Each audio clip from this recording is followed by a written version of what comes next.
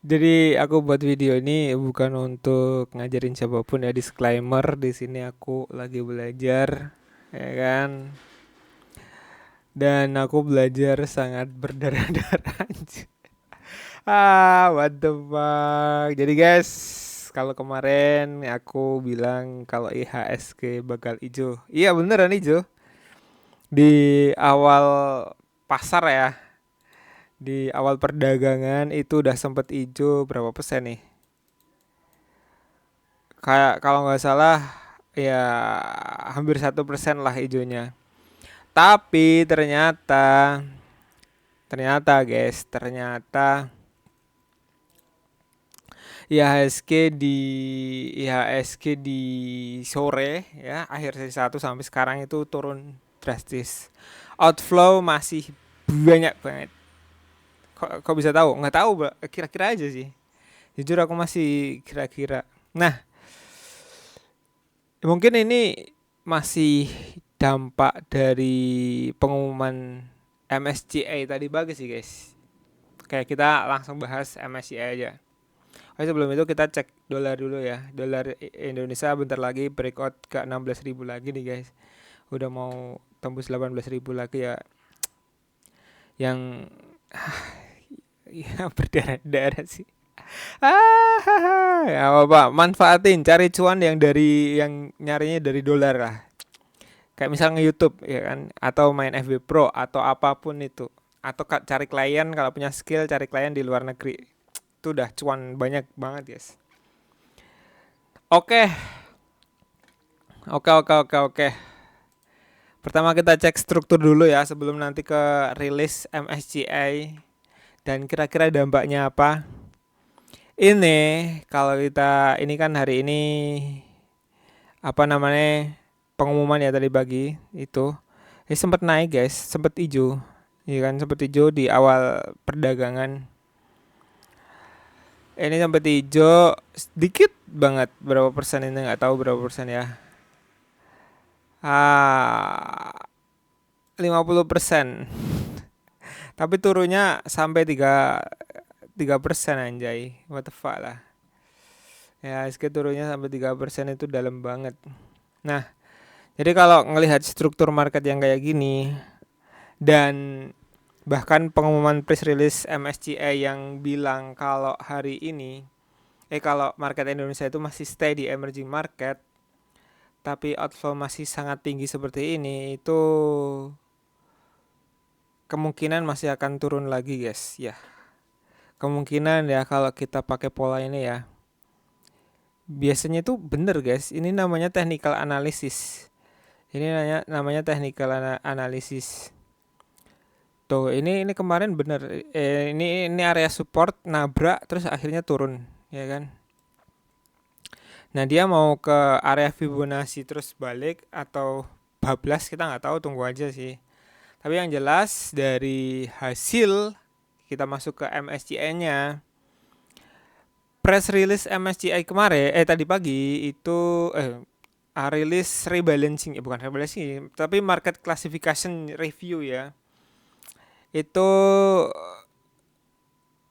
MSCI masih mempertahankan status Indonesia, pasar modal Indonesia dalam kategori emerging market atau negara berkembang. Ya, jadi meskipun masih bertahan ya. Tapi MSCI juga memberikan peringatan keras dan akan melakukan evaluasi ulang pada November 2026. Jadi masih 3 bulan lagi. Terkait berbagai kebijakan dan transparansi pasar. Kayak gitu.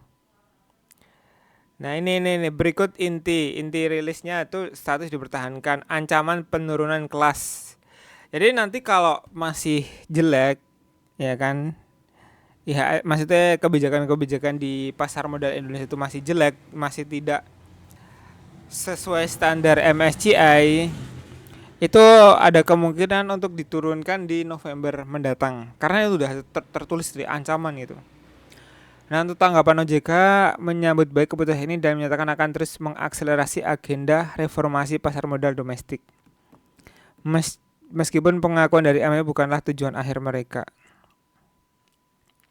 Kenapa kenapa ini jadi hal heboh sekarang ya kan? Kenapa rebalancing MSCI ini sangat heboh? Karena dana asing itu tuh pakai MSCI sebagai indeks indeks MSCI itu sebagai acuan untuk membeli saham-saham di Indo. Nah, ketika ketika MSCI Index ini mencabut atau mendowngrade Indonesia, maka ada aturan ada aturan di mana para fund manager ini wajib menjual saham-saham mereka. Ini benar-benar wajib. Jadi kan ada porsinya itu berapa persen kalau di emerging market berapa, kalau di frontier itu berapa kayak gitu.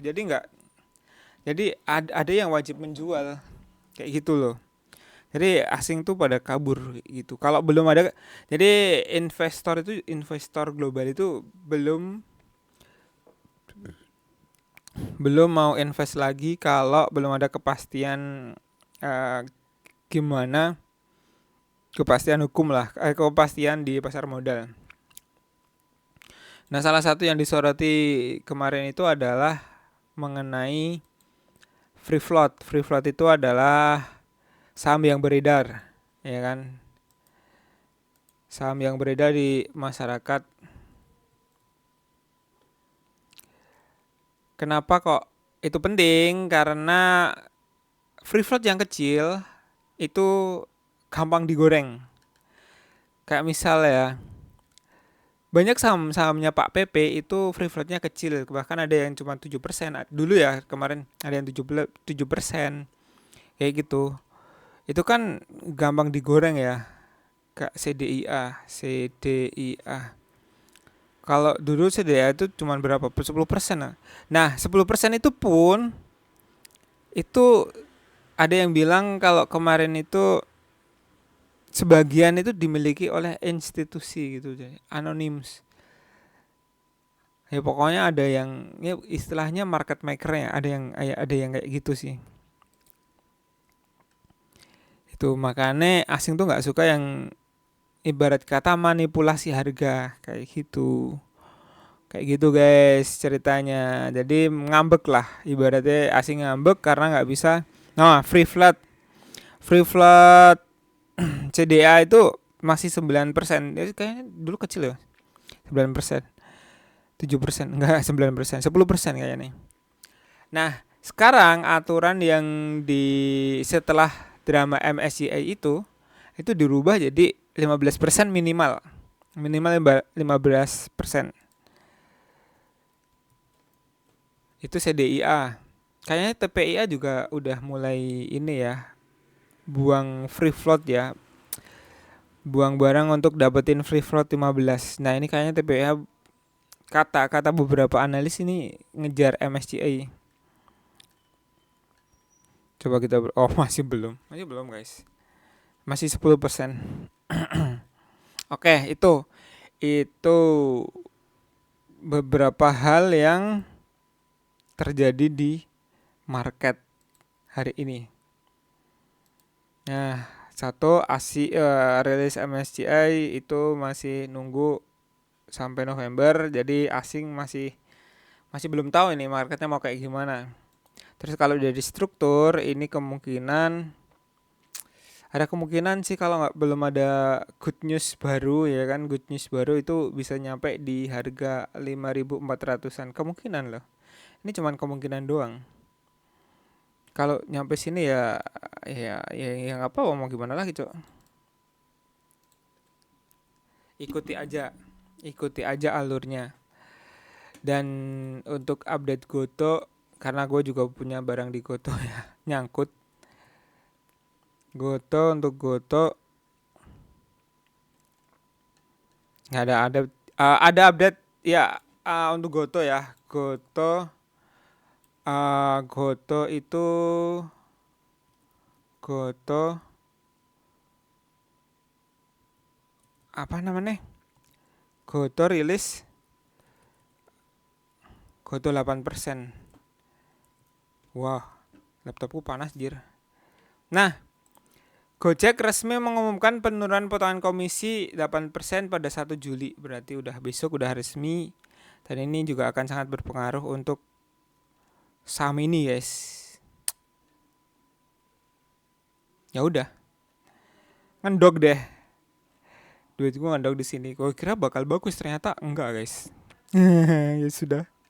Namanya juga baru belajar. Seenggaknya nggak turun lah. Volumenya juga masih banyak sih, volume perdagangannya masih lumayan harus ya.